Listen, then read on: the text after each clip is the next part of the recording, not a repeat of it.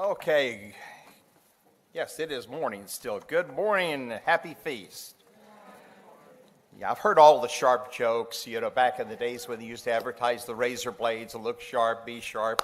It's hard to live up to all that stuff, But, oh well. I know that Mr. Gross will make a lot of fun of his name. He said there's one thing, he's looking forward to a new name in the kingdom. Okay. Yeah, the light is a little bright in the eyes. Okay. I'll see if I can do okay on this. We've all heard it said that time is money. I think there's a formula for it, actually. When applied in the right way, that's fine. It's true. It's necessary. Most of us can't create or produce everything we need.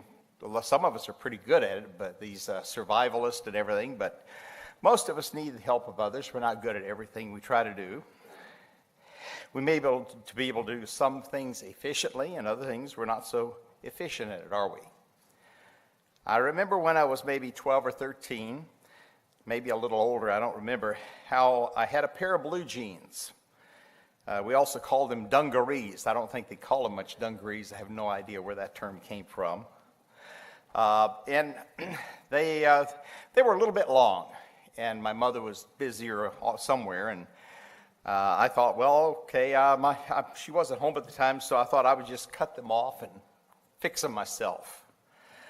I measured it twice, cut once, got it right. Then I considered how I wasn't really good at hand stitching, and I'd seen it done and everything. My mother had a sewing machine. She'd shown me how to do things on it, such as hem a straight line for a frayed towel or something simple like that.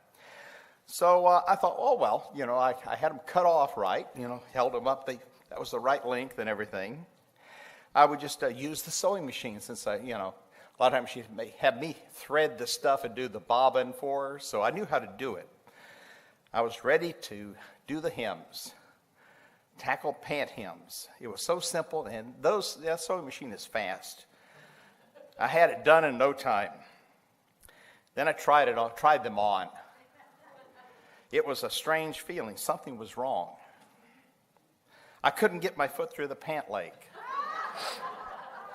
It was sewn together like the sack at the bottom. I didn't think about that. Rather than in the circle, what do they have that thing that drops down so you can do it in a circle? Well, I didn't do that.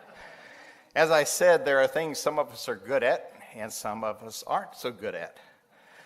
I was okay at measuring and cutting. I got that part right. But the hemming of the pant cuffs, well, I didn't do so well with that. We all have time and opportunity in life. It's how we use it that matters. I remember seeing an awards show a long time ago, and it's been a while since I've seen it, for the best TV commercials. Some of you have seen those things, and some of the oldest ones I remember, the first I remember seeing were, I think, the Alka-Seltzer commercials. Anybody remember poached oysters? Well, I really can't relate to that, but what about, I can't believe I ate the whole thing. Oh, yeah. As I said, I can't relate to the poached oysters, but I can relate to, I can't believe I ate the whole thing. It brings back memories from a few feasts back when I decided that, I was out with a group of our church people. I would eat one of the Outback Steakhouse's bloomin' onions, and that was back before they reduced the size of the onion. They used to be a pretty big onion. And I ordered that thing, and I think I had a regular meal too, but I did eat the whole thing. And I did regret it. And afterwards, I did remember the TV commercial where the guy says, I can't believe I ate the whole thing. Unfortunately, I didn't remember it before I ate the whole thing. Sometimes ads can be helpful. Sometimes they're insulting, but generally an ad is supposed to be informative and helpful. And they can be. That's how it's supposed to be. Entertaining. They try to make it entertaining because you tend to remember things like that if you enjoy it. I've seen an ad recently that made me think there just might be a lesson beyond the ad itself, what the ad was intended to convey. There is a TV commercial, and this is current, I think. There's a TV commercial for a bank card where the actor, I think Samuel Jackson, most of you know that, is showing how his credit card earns points or rewards or something. For every purchase, and that they can be redeemed for maybe real money or something of value. I think there are many cards that earn some kind of bonus points or credits, or, I don't have one that earns credits toward buying another car.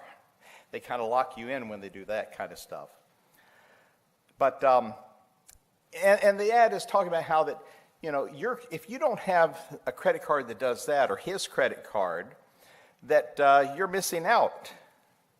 That if it's not earning you something extra for the use, because you're going to buy things anyway. You may as well get some benefit out of it. And the punchline or hook for the ad is, and you know what it is, he says, "What's in your wallet?" Yeah. Is there anybody who hasn't seen that ad? Okay. Now, I don't happen to have his brand of credit card, but after all, I'm the guy who ate the whole thing. But what the actor says does make sense, S-E-N-S-E. And it might make sense, C-E-N-T-S, as in dollars and cents too. Now, I saw a spiritual comparison with what that ad was conveying. Our Christian lives on earth, in the context of all creation, is but for a little while. In James 4:14, it says, "For what is your life? It is even a vapor that appears for a little while and then vanishes away." We are limited, aren't we? Now, we can look to Jesus, who tells us how to use that time wisely. I'm going to read from Matthew chapter 6, verses 19 through 21. I think I'm in King James.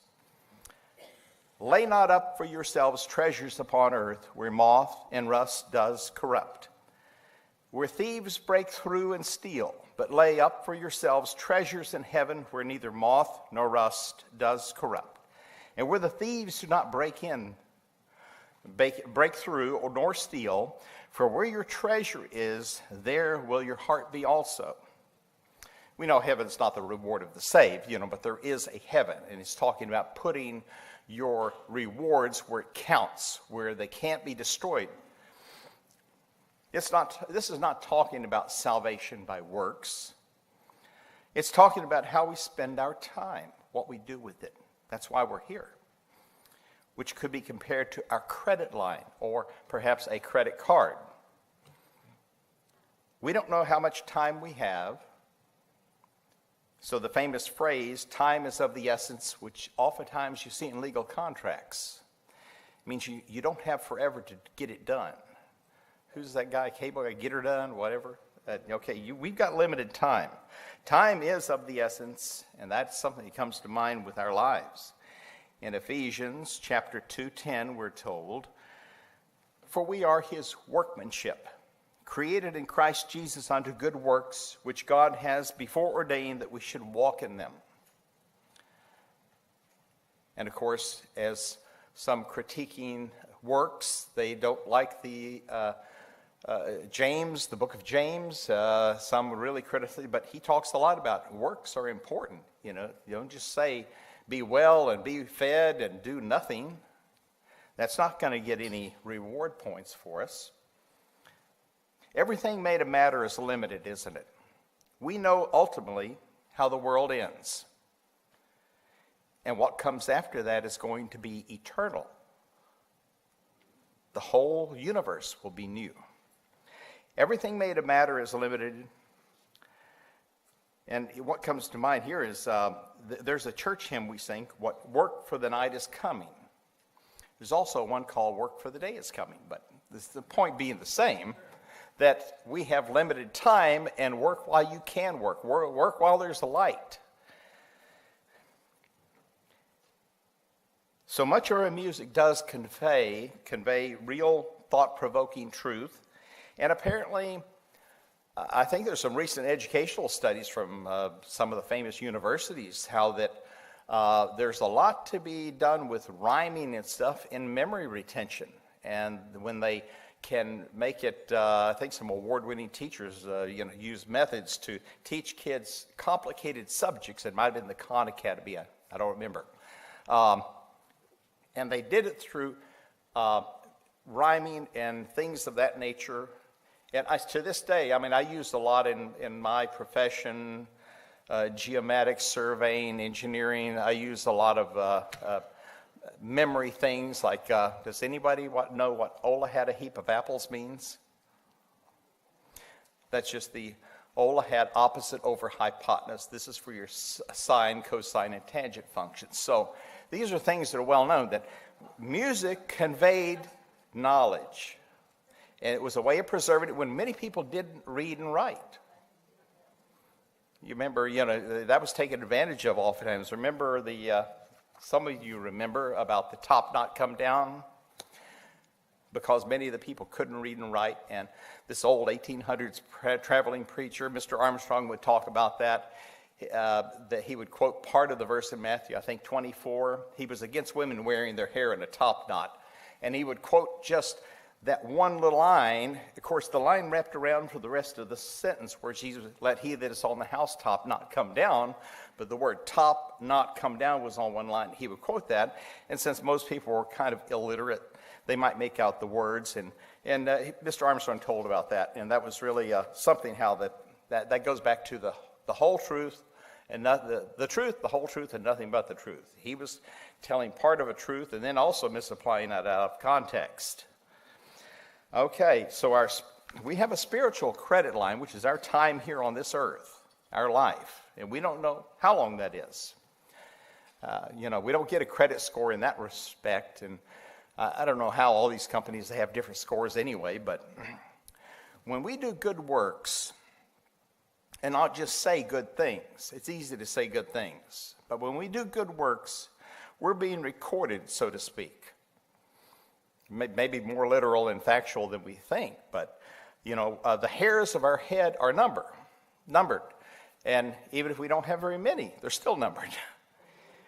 And everything is counted or recorded, and even the tiniest little bird that falls it's recorded. God takes care of all of this, and that's just incredible.